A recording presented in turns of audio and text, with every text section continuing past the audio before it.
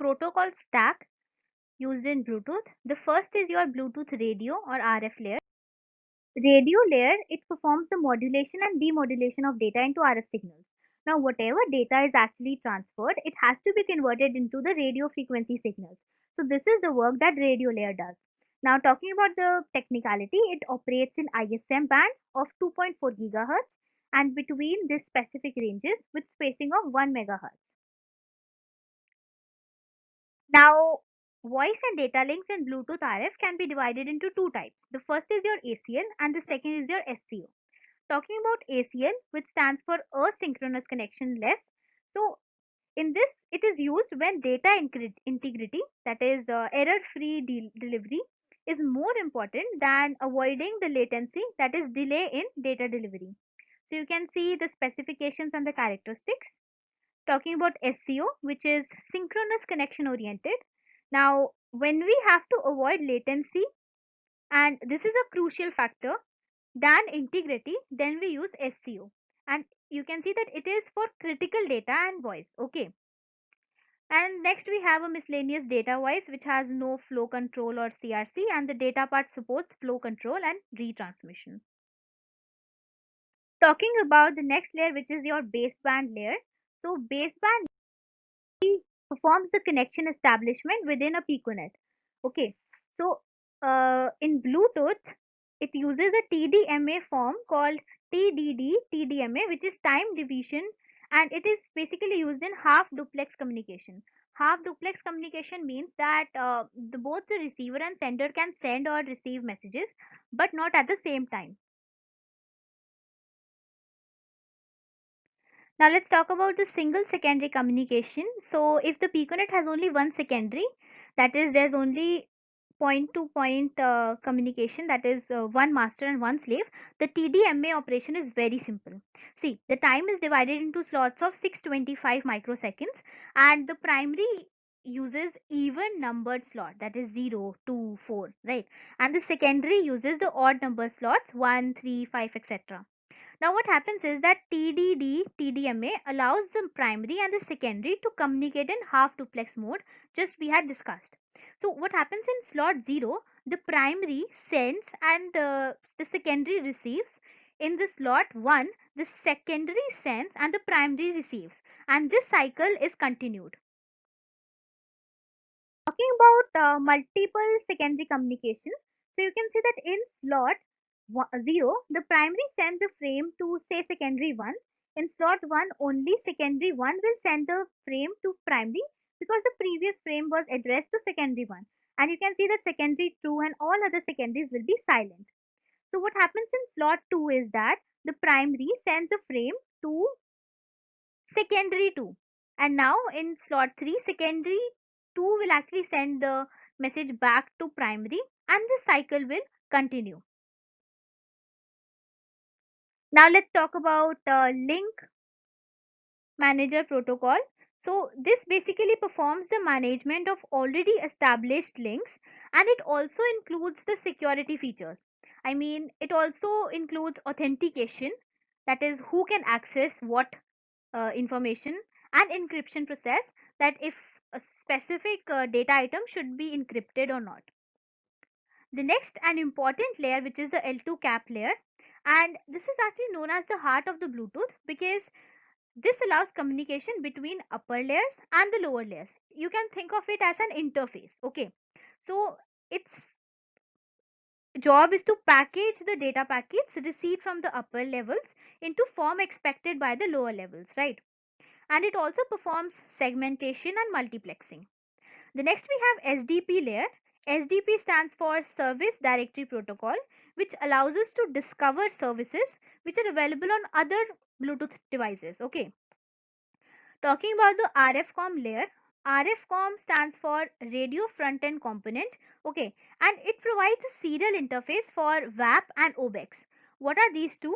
So basically, WAP stands for Wireless Access Protocol, which is used for internet access, and OBEX is basically Object Exchange, which is a communication protocol to exchange objects between two devices. Talking about TCS, so mind you, TCS does not stand for Tata Consultancy Service. It actually stands for Telephony Control Protocol. Okay. Now, this provides telephony service, voice service, fax service, and data services. And we have the application layer, which enables the user to interact with the application. Now let's talk about the versions and standards. So version, the IEEE standardized Bluetooth as IEEE 802.15. And let's talk about the versions next. So Bluetooth has seen many versions in its technological journey, starting with Bluetooth version 1. This was basically a slow version and it is obsolete now and was rarely implemented on mobile devices due to its limited speed. Okay, and it was difficult to pair as well. The second Bluetooth version was most popular, especially in earlier days, because it supported enhanced data rates up to 3 megabits per second. And the pairing procedure was also significantly simplified. Talking about the third version, which is Bluetooth 3, it improved the speed limitations of Bluetooth. And basically, the drawback was that it consumes a lot of power than Bluetooth 2.x, right?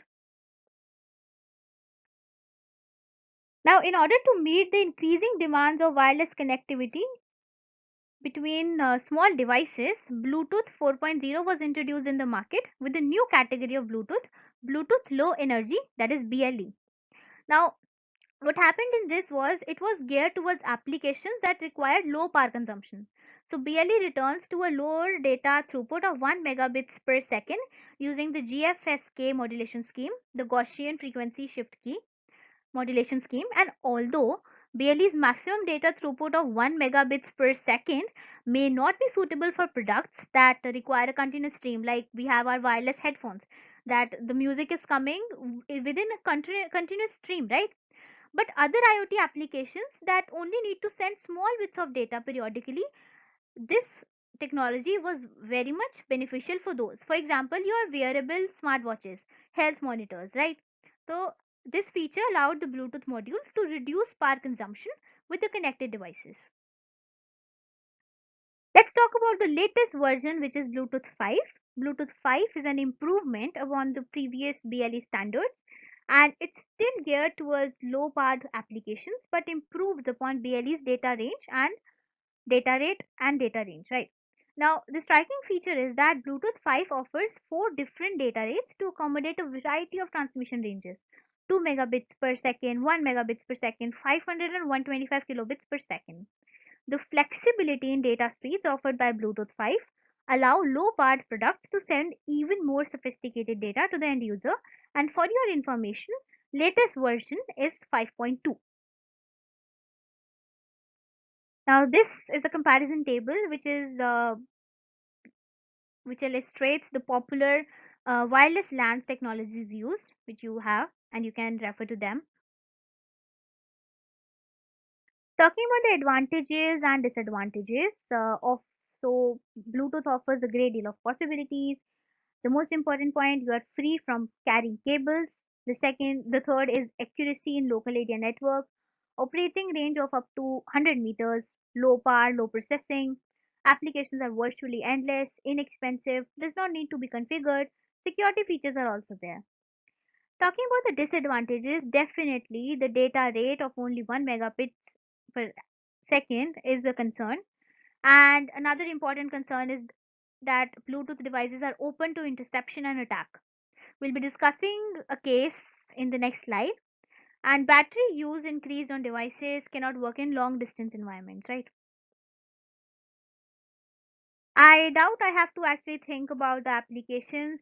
We are well versed with all the applications. When you talk about audio, hands free, so you have your this headphones, media player, speakers, etc. Talking about healthcare, you have blood pressure, heart rate monitor, etc.